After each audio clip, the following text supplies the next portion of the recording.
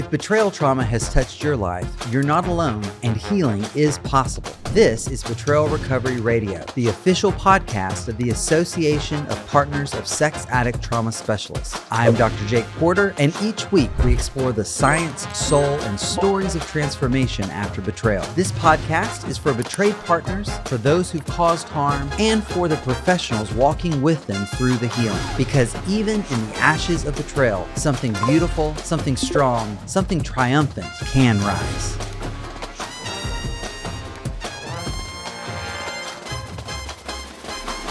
Well, hello there, Janice and Dorit. Welcome to Betrayal Recovery Radio, or welcome back, I should say. Really good to see both of you. And I am really excited about this conversation. I know before I hit record, I was telling y'all, I feel like you have lit a part of my brain on fire. What we're going to be talking about today, you both just recently spoke about it at the APSATS conference in Dallas, and that's the topic of embitterment and post-traumatic embitterment disorder. So let's just rip the Band-Aid off here. What is embitterment? Because the sound of the word, actually, it sounds kind of awful. Yeah. You want to take that one, Dorit? Sure. But let's talk about, post-traumatic embitterment disorder. It's a negative reaction to a life cycle. And it's a signal that something morally unacceptable has happened. And embitterment is anger without discharge. It feels morally unjust. And it feels right to hold on to embitterment. And it's usually associated with experiences of profound humiliation and huge breach of trust, betrayal. Yeah. So I want to unpack that a little bit, because I'm thinking about clients who definitely fit the bill on the way y'all have described it, and y'all sent me down a rabbit hole of research, and so it definitely fits. But you say anger discharged. I want to define that, because I hear some of these folks, their anger's coming out. So what do you mean by anger that's not discharged? Yeah. And so, basically they can appear very normal when distracted. But there is this intense anger when they feel triggered. And here is where that intense anger gets solidified into embitterment. And it feels like an ongoing, persistent little T traumas that turn into one big T embitterment trauma. Yeah. So can I maybe add a sort of a Pia Melody inspired / somatic experiencing? Pia is always welcome in this space. Yes. Well, Pia talks about that rage is dissociated anger. And you, if you're in a rage state, you're not connected to yourself. So whatever comes out of you is not actual psychological work. It's not the real processing. From a somatic experiencing practice, my training has always been that if I'm not connected to myself while I'm doing some of that psychological work, I get no gain. It's like I might as well take my anger and dump it into the trash, because I'm not going to digest it. I'm probably going to breathe it back in and recycle it. That's such a great way of putting it, because if you think about our clients, it's as if whatever work we've done with them, whatever trauma work we've done with them, hasn't been effective. Right. And that's what really kind of hooked me when I first heard y'all talking about this. What I realized is when y'all began describing, when I heard and started reading about the symptoms of embitterment, and PTED in the presentation, I realized it is something different from PTSD, and I've been trying to treat it the same way. No wonder it hasn't been working, right? So many people understand trauma through this lens of hypervigilance and anxiety, and those more common PTSD symptoms. But post-traumatic embitterment disorder, PTED, there's like this very different emotional center internally of the embitterment that you described. Well, So yeah, maybe, oh, go ahead. you're held hostage. Yeah. Like think about that. I don't know how to get free. Mm-hmm. I need somebody to help me with this, to kind of gets it to help me Mm. with it. And you and I know we talked about that before we started. We don't have a whole lot of training with that. No. And it's like, oh, this is a different deal Yeah. than typical betrayal work. It real. Oh, go ahead, Dorit. Yeah. So I was going to say that it's like a trap, right, Janice? Embitterment is like a trap. And it's also, there's an intersectionality between post-traumatic embitterment disorder, moral injury, and betrayal trauma. Mm-hmm. And that's a huge chemical cocktail that's not fear-based. It's injustice-based. Yes. And Janice, maybe you could talk a little bit more about moral injury. Well, yeah, I have to give pass some credit on with that because my interest in that got handed to me from Lori Hall, who Yes. is also in our community, and that's going to be the topic of her dissertation. And so moral injury is this much higher level kind of wound. Mm-hmm. And it involves the deep psychological and even spiritual pain associated with my value system. My Yes. moral system, my value system has been damaged. Yeah. And yeah, that can be a part of BT, a betrayal trauma, but the work of it is actually different than the safety work. All right. Right. This isn't about safety in this, like in my personal being. This is Mm-hmm. about how do I survive when my moral system has been damaged. Like think about we have this beautiful net that surrounds us, that helps guide us, that based on what my values are, and it even connects to my beliefs about the world, Right. how people should be. And maybe there's outliers here and there, but basically this is a just world. And then that gets shattered. And Yeah. I have to like figure out how to reconvene this. Mm. Yet I don't have my system. And it's a double whammy. It's like a deep attachment bond. Because let's say my husband is Trevor, right? And I've dealt with Trevor in a way that he's handed me not only betrayal trauma, but in this process, everything I believed to be true about him and his value system, I learned I was wrong. And that my own value system, in fact, was used against me. Like if I'm a compassionate person and I figure out that Trevor played the compassion card many times, now that's that there's a wound in that, but it also puts me in this real dilemma because I'm a compassionate person. And if I lead with being a compassionate person, I set myself up for Trevor to play that card again and again and again. So it's like, no, I can't do that. Cannot go there. Right. But wait a second.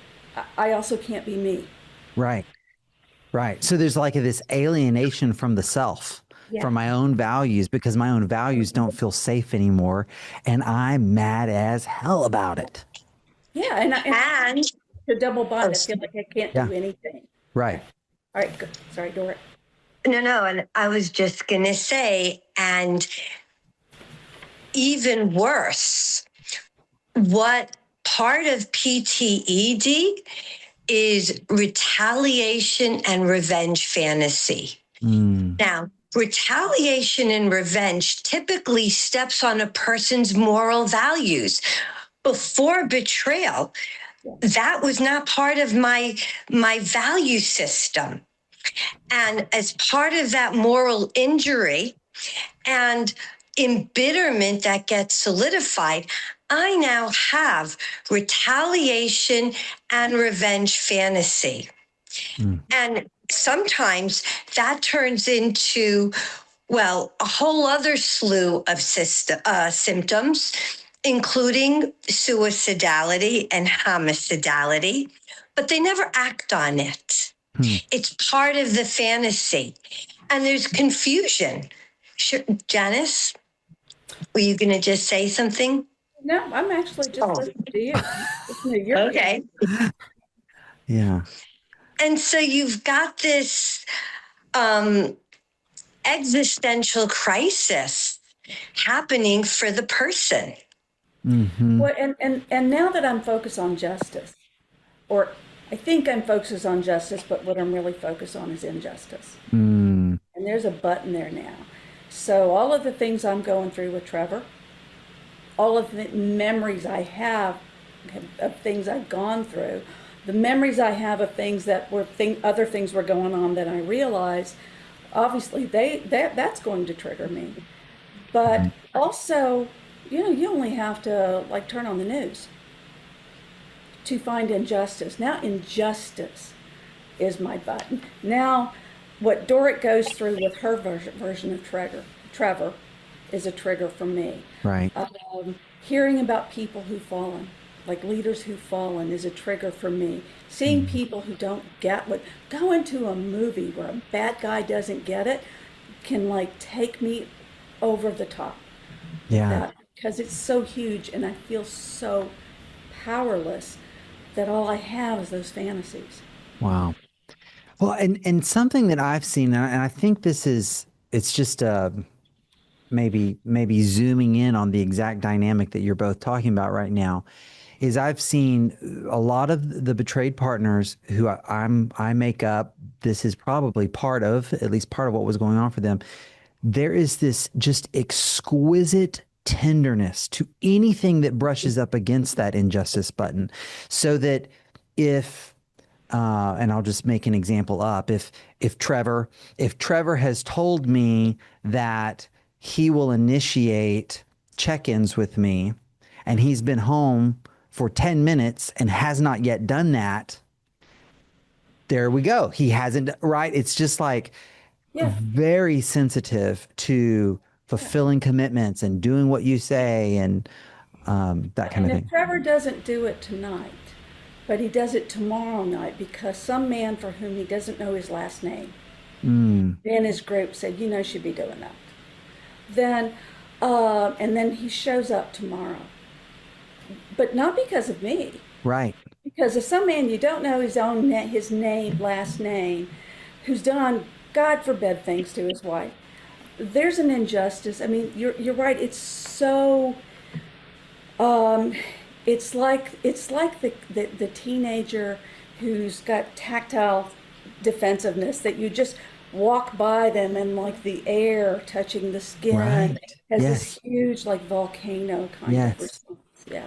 That's almost the exact image I've thought of. My dad several years ago was in an accident and had this very severe nerve damage in his foot. We had to build like a little sheet teepee over his foot so the air wouldn't blow up against it. That kind of level of tenderness. Yeah. Well, to invoke our Texas goddess, Jake, Brene Brown, Yes. she calls this cascade pain. Oh, right. Pulling from the medical analogy, if like you just barely touch it and you jump to the chandelier, Chandeliering. pain. Yeah. Yes. Yeah, with that. Okay. That's right. Yeah. And I feel like the genie's out of the bottle because I've been talking a lot about PTED, and partners are they're getting it. And now they're feeling that injustice, even though they felt it viscerally all along. The knowledge of, oh my goodness, this is one more thing that I have to heal from, one more injustice, and it's causing enormous pain. Yes. And stress and suffering. And there's now a hypersensitivity that the slightest deviation, like you were saying, like a check-in, the slightest deviation, one less meeting, or these now become signs. So they may not get triggered initially, But they start seeing like what we're calling stacked injustices. They start seeing evidence of 1, 2, 3 things that don't feel right. And the reaction and response is acute hyperarousal, fight, flight. I'm out of here. Yeah. This does become not only unjust, but I'm no longer putting up. I'm done putting up with this. Yeah. I'm over it. Well, I want to loop back again to the difference between just betrayal, not just betrayal trauma, and this additional, like, heaviness of the world, PTED, is that acute phase of betrayal is like the word is safety. I mean, that's the quest. That's the holy grail, is this sense of safety inside of me. And there's a whole science of safety. PTED is not a safety issue. I can be fine. I can be in a place where I'm no longer, feeling unsafe just because my own nervous system is ablaze.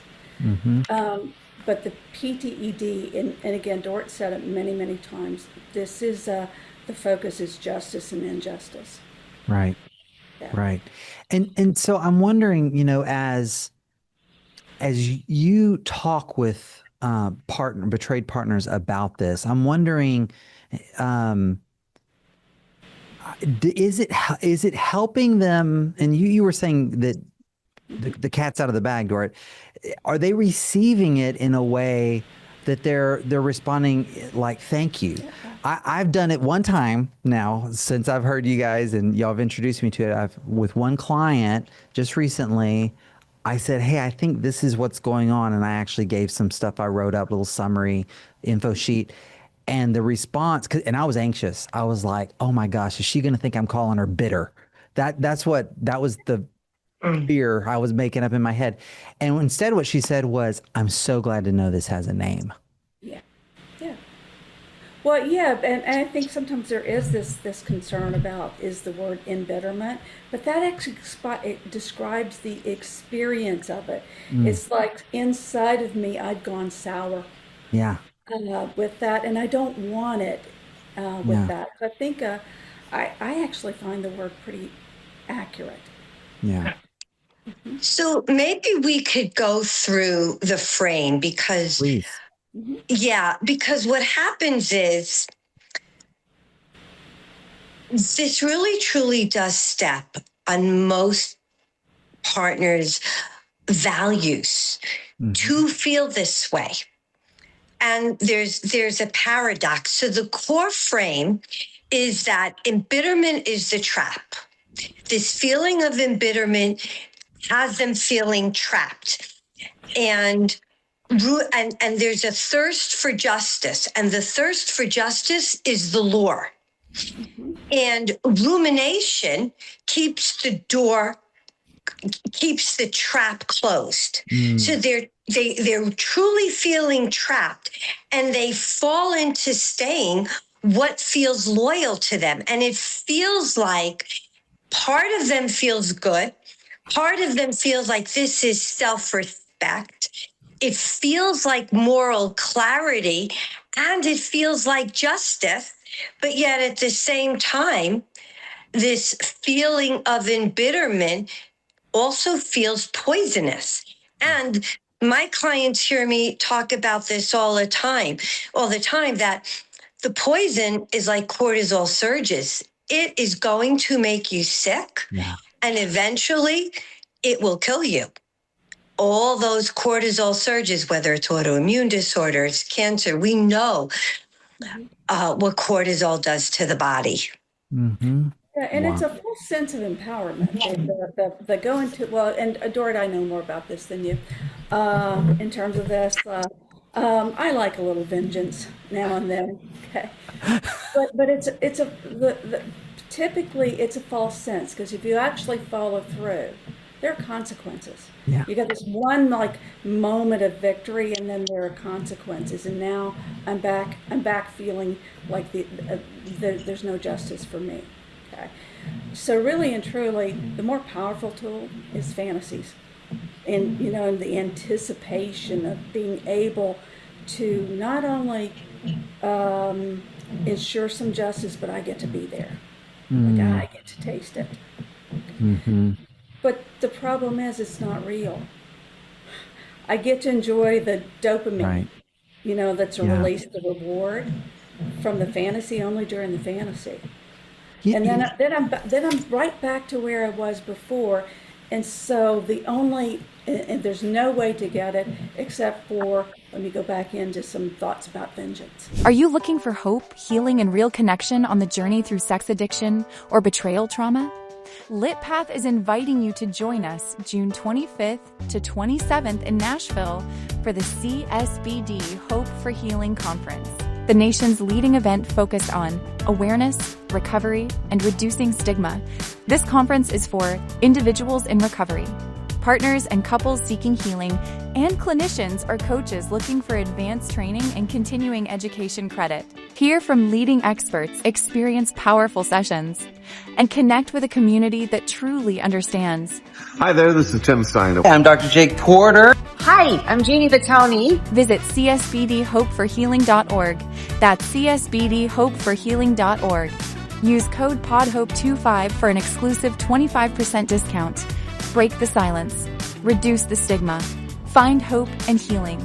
We'll see you there. I might be putting something together right here in real time. I'm gonna give it a shot, articulating it, and y'all tell me if you think this is. I really want to know if you think it's wrong, but because I'm thinking about this fantasy piece, and I'm thinking, I haven't like heard a betrayed partner actually come out and say to me, "Yeah, I'm envisioning." Well, actually, I take it back. I have heard that some, but not a lot. So, but what I do often hear is this disappointment, like they express disappointment that, oh, our pastor or our rabbi didn't really come down on him, or his individual therapist didn't bring the hammer down, and there's no accountability. It's like it's almost like I'm wondering if that fantasy is sometimes like, oh well, they're gonna set him straight, and he's really gonna get it, and then when it's not, fire raining down on them, Yeah, they're let down. yeah. But Jake, it only takes one partner in a group to make that very vulnerable, admission of thoughts of him, like him getting what he deserves. And what happens is almost every woman in the room will start saying, "Yeah, me too." Oh Me wow. too. It's almost like this Thank you. secret I need to say because remember I used to have a value system, and it's still my value system except for it's not. I'm in this deep state of confusion around it. But yeah, I think you would. I don't know what your thoughts are, Dorit, but I think if you bring this up in a topic in a group, and it's a safe enough group, I think you'll have a Thank you. lot of partners saying, "Yeah, I've had moments of it." Oh, I can tell you that in one of my groups, this is where the genie was out of the bottle because, uh, you know, one partner talked about the revenge fantasy and then everybody else chimed in. And it's a safe place to talk about the profound injustice that they're experiencing. But Jake, I just also had a real time epiphany because as you guys know, I'm doing a lot of work, and I'm doing a lot of work with women that are getting divorced, and the real anguish and struggles they're going through in the family court system. Yeah. Yes. And I realize that the courts expect women to take the low road. They expect women to have revenge fantasies and retaliation, which is how this whole parental alienation syndrome, well, it's not a real thing, but it's how it got rooted and grounded that women are revengeful. They retaliate, and women can't be believed. Hmm. And I am seeing this over and over and over again with partners who are going through the divorce process, are how they're being viewed. And so they have to take the high road, and they're taught this. If they're seeing a divorce coach, they're being taught that at all times you have to take the high road. That means you cannot show any kind of emotion. Right. You have to be absolutely factual, right? You have to be tabula rasa, neutral, positive. You can't even engage in gray rock communication, neutral communication. We had to develop yellow rock communication because it has to be, you have to be perceived as neutral, positive in all of your interactions. And still, you are being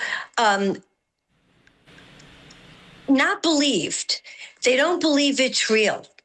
Wow. And so over and over again, she has to really prove that she is this walking on water human being in order to receive a modicum of justice in a very unjust system. Which is just another layer of injustice. Yes, exactly. It's the double bind. I can't be me. I can't have like real feelings with that. That the stacked, and I think maybe in the divorce population or divorcing or divorce curious, we probably have people who are encountering different systems that lead to those stacked injustices. But you can have this in a couple in which maybe there's actually some good recovery, happening. But and I don't want to convey that I don't want to sound as if I'm perpetuating the myth that all women are one way. I'm just acknowledging that I have some familiarity with the low road. Not that I've done things, but boy, that it's I would have done things probably had I not had the fantasies. I don't think I got stuck there. But so I can't speak to that piece, but I can speak to the power. I mean, it's not just dopamine. Like if it was just dopamine, because you have to do something to get the release, to feel the reward of that. But I did a little bit more research as well, Jake. And a really fascinating piece to me is oxytocin. Really? We tend to think of as cuddle hormone, right? Yeah. It's right. the bonding hormone. But it's also, if Jake, you hurt my kid, it's also the thing for which I will rip you to shreds for. Okay, so there's also that aggression in protection. It's also the hormone that is related to in-group, out-group. So, if Trevor used to be my in-group, but now he's my out-group, it's a him and me. It's a them and us. And so it's an interesting piece of like a hormonal kind of bonding agent in this. And so we've got oxytocin, we've got the reward center with dopamine, and then we've got, because of the intensity of it, that's stress hormones, that's cortisol, that's adrenaline. That's a pretty powerful cocktail that I'm going to guess going chronically ages people fast. Oh, yeah. Yeah. Yeah.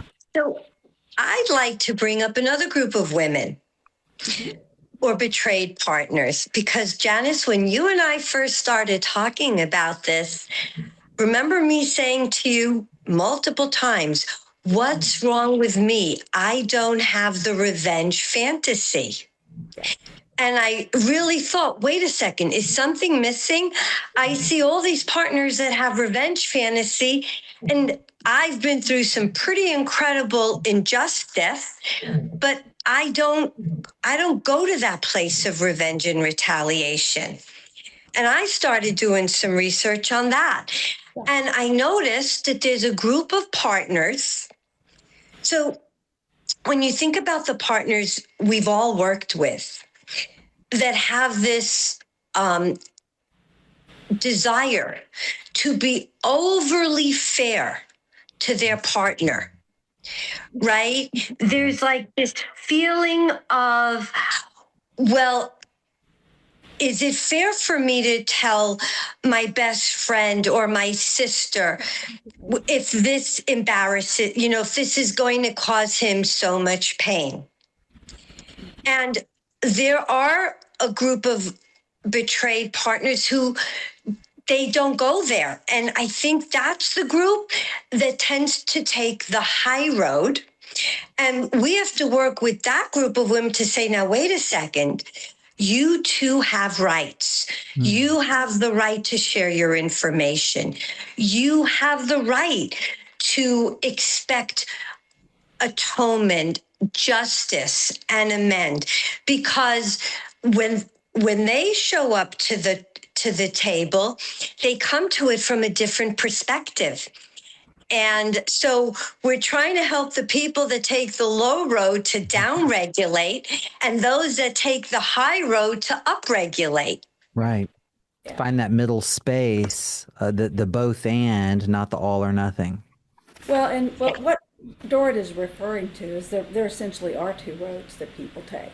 I usually present on the low road, and I'm in the low road, which is essentially vigilante justice. Okay, it's called visceral justice because it is incredibly visceral, and I think that's where the power of it is. It's a thirst for Yeah. justice. Okay. And feeling like there's no way to get it, except for getting stuck in maybe my head. But then, in order, I have to keep going because it really doesn't get me anything. So now, for many people, they get stuck in rumination, like the loop in their head Right. around the thirst for justice. Dorit's talking about integrative justice with that, which is, by the way, the path you want people to take. But you have to do it with balance. Okay, Right. you have to have help as therapists, coaches. We have to help them first break free of rumination, and I don't think that's routinely talked about in a lot of trauma trainings. Like with that, that's the piece. Well, and I'll even admit, as I was reading up on this, and I read a lot about rumination as a symptom, right, and as something that has to be treated.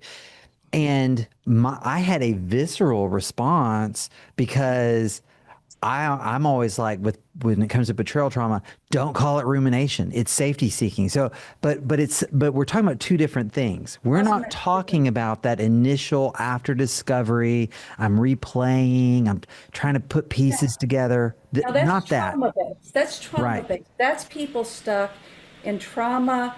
There's a threat response cycle Right. that all mammals go through. Yes. So and you can get stuck in any of those levels. That's looping in the trauma sequence levels, which is very different than I'm already solid. Okay, at least I'm solid in terms of stabilization. Okay, Right. but imagine that if above us is our meaning system, okay, but there's a hole in the ozone. There's a big gaping hole in the ozone. I can't use that meaning system anymore, but I need it to be restored. And I can't get that piece of it restored because this thirst for, I'll do lower, this thirst for justice. And there's certain words, and maybe culturally, there's some things in my culture that, I've had some experience with revenge in cultures with that. I'm a history fan. There's really great stories about vengeance in history. I like me a good war, okay? But, but I even like words like vengeance. That's just a juicy word. It is. Ranting, revenge. Even those words conjure up sort of like sensations that feel like it feels visceral. So I got to break. Now you're telling me that I'm struggling with this, Jake, and I got to break through. I have this visceral feeling in combination with the rumination, the thoughts about it that I can't let go of, and I gotta deal with this too. And you don't have, if you're not trained in to help me dealing with the rumination piece, I'm stuck with it. I can't choose to take the high road. I can't restore the ozone. I can't learn from my experiences. I can't come to like a revisioning of what my life can Right. be with Right. this. That's like purgatory. I, yeah, I want to pause on something you said because I think this is important. So, like we talk about the APSATS model, the multidimensional partner trauma model, and there's three phases, right, based on the work of Judith Herman. So, safety and stabilization first.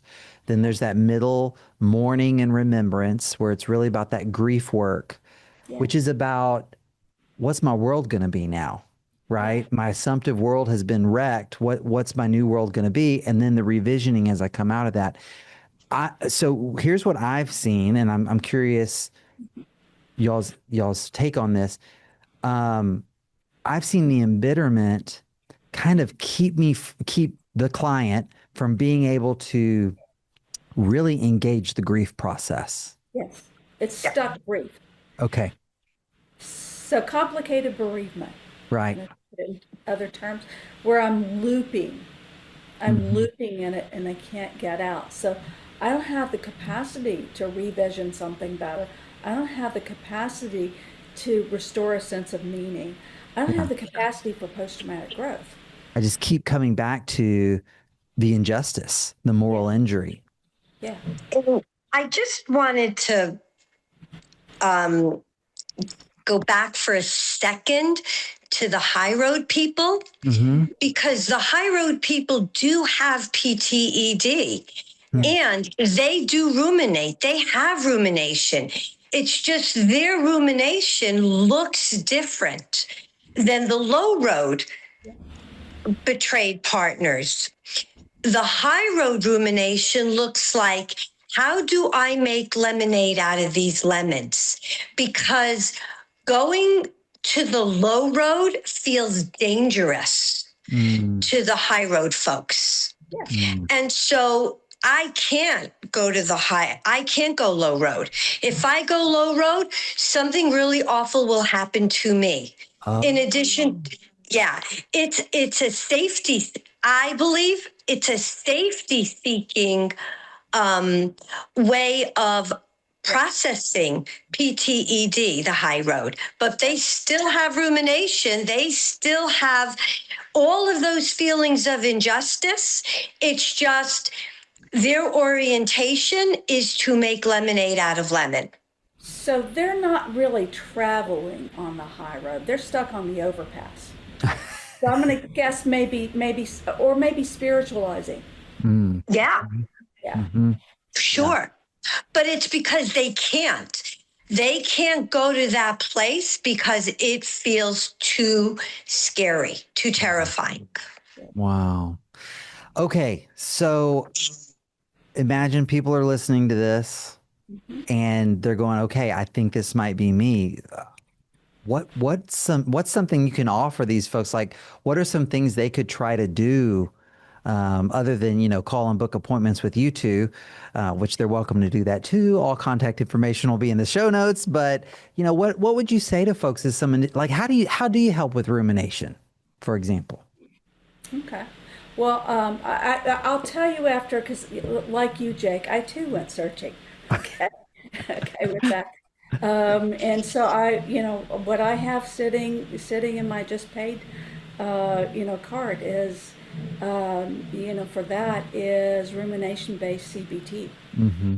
Okay, and I usually call myself a recovering CBT therapist, but for rumination, I'm going to step back and use some of my Okay. good tools because you can't go on and start creating that new sense of meaning Mm-hmm.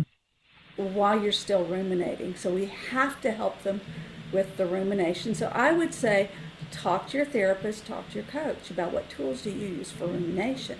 And if you don't have them, can you temporarily refer me to somebody who can do some work with me on that? And then after that, there are a lot of trauma tools that are really great for the revisioning, but Mm-hmm. you gotta like unclog things before it Mm-hmm. can move along. So one of the things that is in the literature is wisdom therapy. Yeah, Yeah. but you gotta stop the rumination first. Then you start the piece with wisdom therapy. Yeah. So one of the things that had me thinking was, as you guys know, I am very connected to Israel and the October 7th war and the hostages. And how did those hostages survive some of the most horrific abuses?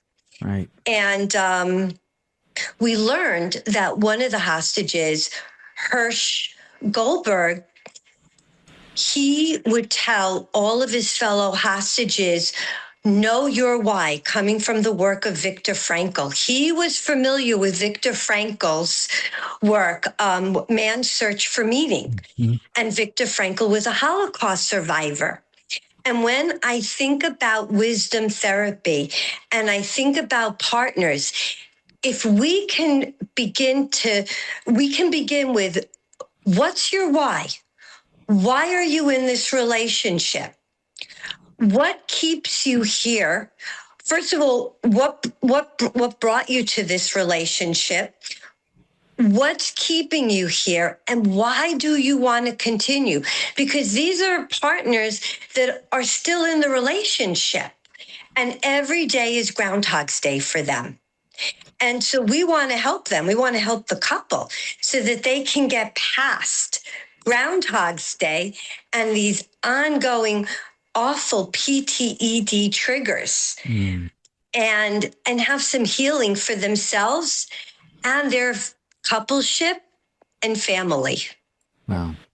Well, and I will add too, because the reason that Dorit and I are partners in crime quite so often is that we I think creativity is stoked when we're together. And the piece I really love, well, I'm sure you found out the same thing I did, Jake, that when you go to the psychological literature on wisdom therapy, you get stuck by tons and tons and tons of work on trying to even agree on what the term means. Yeah, I'm still confused, but yeah. but we're not limited, to just psychological research or psychological tools. We find wisdom in philosophy. Yes. We find wisdom in stories. We find wisdom in rituals. Yeah. It's a much more creative force for that.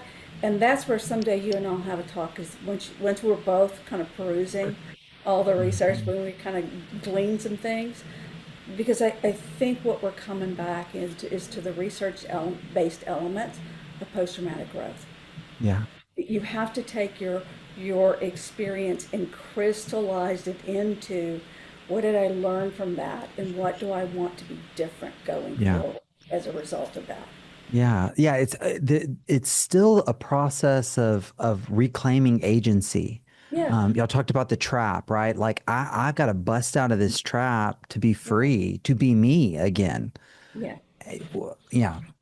Yeah. Wow. It's so good. So much good stuff here. Hey, I want to give y'all a minute to talk about how people can reach you and what you're up to and how they can work with you. Janice, you want to go first? You can reach me at intensivehope.com or drjanicecaudill.com. We're up to a lot of things. This is the year. Every year I have sort of something I'm really going to drill down on to try to develop for clients. This year is emotional intelligence in lots of different ways for a lot of specifically men who are in recovery. Inner child healing workshops for men. Dorit and I have if anybody's interested, we have a free Q&A that we'll be doing on PTED. Oh, okay. And moral injury on May 2nd. Saturday, May 2nd, okay, at 6 Eastern. And then we're putting together a workshop for those who feel like they're caught in the trap. And that one is tentatively set for September 9th. Okay. Awesome. And we'll make sure to get all the links they need for that, put them in the show notes. Yeah. And how about you, Dorit? How can people get a hold of you, and what all are you doing? Okay, so they can get a hold of me at DoritReichental.com. And my cell number, 310-721-2119. And, I'm really focused on PTED and I'm really trying to work with betrayed partners who are going through the divorce process and divorce coaching. And actually, the big lofty goal that I'm working on is training judges, family court judges, and helping them to gain clarity around this nonsense of parental alienation, where they see protective mothers as abusive and dangerous, and that the abuser is safe. It's kind of mind-boggling, but that's really where I'm at today. So it's just ongoing work with betrayed partners, but also now being more supportive of those going through the divorce process. Wow. And I know there's a huge need for that. So I'm sure you'll get some folks taking you up on those services. Well, ladies, I love talking with both of you individually. Doing it together it's almost more than I can handle. It's overwhelming. But I really do admire you both. Thank you for the work you're doing, and thank you for coming on here today. Appreciate it. Thanks, Jake.